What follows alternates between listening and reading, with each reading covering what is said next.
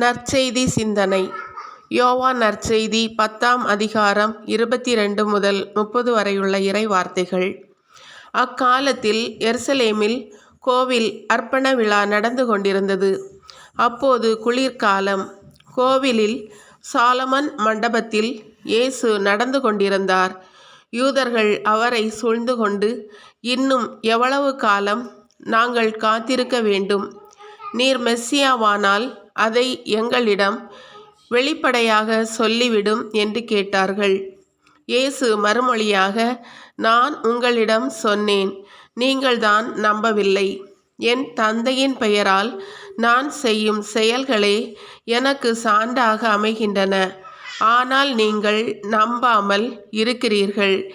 ஏனெனில் நீங்கள் என் மந்தையை சேர்ந்தவர்கள் அல்ல. என் ஆடுகள் எனது குரலுக்கு செவி சாய்க்கின்றன. எனக்கும் அவற்றை தெரியும். அவையும் என்னை பின்தொடர்கின்றன. நான் அவற்றிற்கு நிலை வாழ்வை அளிக்கிறேன். அவை என்றுமே அழியா. அவற்றை எனது கையில் இருந்து எவரும் பறித்து கொள்ள மாட்டார். அவற்றை எனக்கு அளித்த என் தந்தை அனைவரையும் விட பெரியவர். அவற்றை என் தந்தையின் கையில் இருந்து யாரும் பறித்து கொள்ள இயலாது.